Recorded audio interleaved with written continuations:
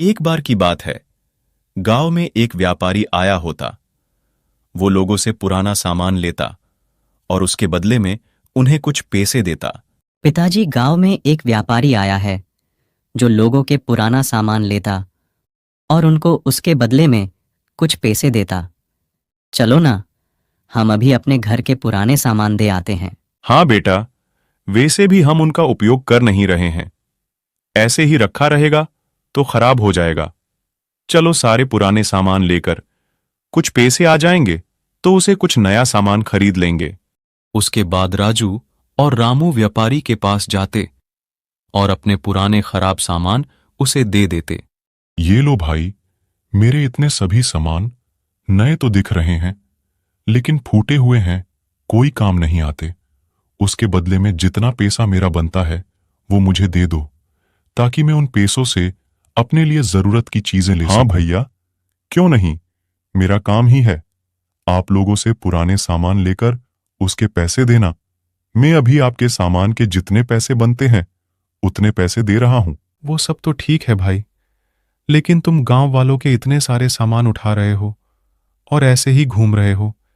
इतने सामान कैसे लेकर जाओगे? उसकी चिंता नहीं है भाई, मैं सारा सामान ले जाने के लिए एक रिक्शा लेकर आया हूं जो गांव के चौराहे पर है। सारा सामान हो जाएगा तो मैं उसे लेते आऊंगा। उसके बाद रामू और राजू व्यापारी से पैसे लेकर घर जाने लगते। राजू, हमारे पुराने सामान का तो बहुत बढ़िया पैसा मिल गया। इन पैसों से तो लगता है हम कोई नया टीवी खरीद लेंगे। तुम्हारी माँ आएगी तो पैसे देखकर बहुत खुश होगी। हाँ पापा, हमें तो उम्मीद से ज्यादा पैसे मिल गए। लग रहा है आज का दिन हमारे लिए बहुत अच्छा है। सुबह सुबह ही इतने सारे पैसे के दर्शन हो गए। राजू जैसे ही इतना बोलता, ये पैसे अचानक जादू से दोगुने हो जाते, जिसे देखते ही रामू और राजू चौंक जाते। पापा, ये पैसे अचानक से दोगुने कैसे हो गए?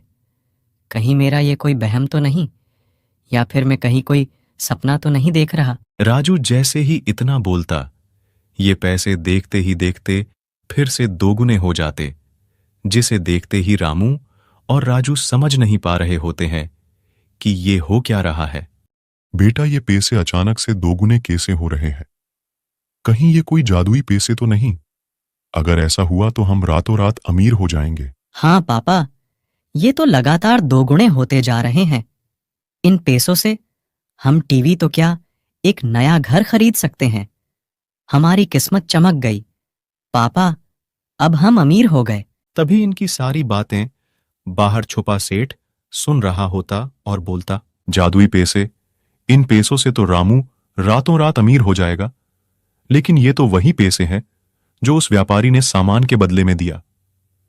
मैंने भी उससे सामान देकर बदले में पैसे लिए, लेकिन मेरे पैसे दोगुने क्यों नहीं हो रहे? अब मुझे मौका पाते ही इनसे वो जादुई पैसा चुराना होगा, ताकि मैं इस दुनिया का सबसे अमीर आदमी बन सकूं। इतना बोलकर सेठ यहां से जाने लगता। वहीं रामू मन ही मन सोच रहा होता, ये पैसे हमने व्यापारी से लिए, लेकिन सिर्फ हमारे पैसे ही दोगुने क्यों हो रहे हैं? उसने तो बाकियों को भी पैसे दिए होंगे, लेकिन उनका क्यों नहीं हो रहा? जरूर कुछ बात है। हाँ पिताजी, हमें लगता है प्रभु श्री राम ने ही ये लीला रची है, ताकि हम उनके दर्शन करने अयोध्या जा सकें। इतने सालों बाद हमारे प्रभु आ रहे हैं, जिनके दर्शन की लालसा लिए हम लोग काफी बेचैन थे, लेकिन हमारे पास उतने पैसे नहीं थे कि हम अयोध्या जा सकें। पापा, बस कुछ ही दिन रह गए हैं हमारे प्रभु श्री राम के आने की। मुझसे इंतजार नहीं हो रहा। चलिए ना, पूरा परिवार उनके आने की खुशी में उनके दर्शन करने अयोध्या चलते हैं। वर्षों बीत गए।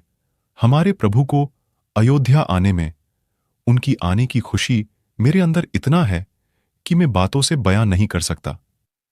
राजू, बीटा, मैं मन से चाहता हूं कि हम लोग पूरा परिवार उनके दर्शन करने अयोध्या जाए, लेकिन पैसों की बहुत तंगी है बेटा। अयोध्या जाने के लिए पैसे नहीं हैं। हमारी कमाई इतनी है कि हम बस आज कमाते हैं तो कल खाते हैं। ऐसे में हमारा अयोध्या जाना एक सपना सा लगता है। बस अपने प्रभु राम जी से यही मांगती हूँ कि ये साल सभी गरीबों के सपने पूरे हो जाएं। और प्रभु श्री राम अगर चाहे तो हमें किसी न किसी बहाने से बुला ही लेंगे। वो अपने भक्तों को कभी निराश नहीं करते। मुझे उन पर पूरा यकीन है। तो बोलो जय श्री राम। मुझे लगता है ये पूरी लीला हमारे प्रभु श्री राम जी की है, ताकि हम भी उनके दर्शन करने अयोध्या जा सकें।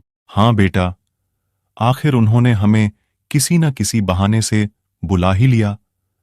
वो व्यापारी कोई और नहीं, स्वयं प्रभु श्री राम जी की लीला थी, जिससे पैसे दोगुने होने लग गए। अब हम धूमधाम से अयोध्या जाएंगे और प्रभु के दर्शन कर पाएंगे। हाँ पिताजी, चलो ये खुशखबरी माँ और रानी को देकर आते हैं। वो लोग सुबह सुबह ही खेत काम करने चले गए। वो लोग सुनेगी तो खुशी से नाचने लग जाएगी। बोलो जय श्री राम। इतना बोलकर राजू और रामू खुशी से पागल हुए, खेत की तरफ जाने लगती। तभी ये सेठ मौका पाते ही उनके घर में घुसने की तैयारी करने लगता। लगता है ये लोग घर में नहीं है। अभी ही सही समय है मेरा घर में घुस के उस जादुई पैसे को चुराने का, ताकि मैं अमीर बन सकूं, बहुत ज्यादा अमीर। इतना बोलकर ये जैसे ही अंदर जाता, ये पैसे अचानक से एक खूंखार बाघ का रूप ले लेते, जिसे देखते ही सेठ की हालत खराब हो जाती। तुम्हें क्या लगा तुम ये पैसे आसानी से चुरा लोगे? जो मेरे सच्चे भक्त होते हैं उनका मैं एक बाल भी बांका नहीं होने देता। मैं अयोध्या में अपने भक्तों की रक्षा करने आ रहा हूं, धर्म स्थापना करने आ रहा हूं। लेकिन ये याद रहे, मैं तुम जैसे दुष्टों का संहार करने भी आ रहा हूं। प्रभु, आप साक्षात यहां। मुझे माफ कर दो। मैंने अपने जीवन में बहुत दुष्कर्म किए, बहुत लोगों के जमीन ज़्यादात धोखा करके उन्हें सताया, उन्हें हमेशा दुख दिया और मजे लिया। मुझे माफ कर दो, मैं सुधर जाऊंगा। मनुष्य अपने कर्म से कभी नहीं बच सकता, लेकिन जल्दी सुधर गए तो आगे कष्ट का सामना कम करना होगा। इसलिए जाओ और नए जीवन की शुरुआत करो। उसके बाद सेठ अपनी गलतियों पर पश्चाताप करते हुए यहां से जाने लगता, और वही रामू का पूरा परिवार अयोध्या जाने की खुशी में झूम रहे होते।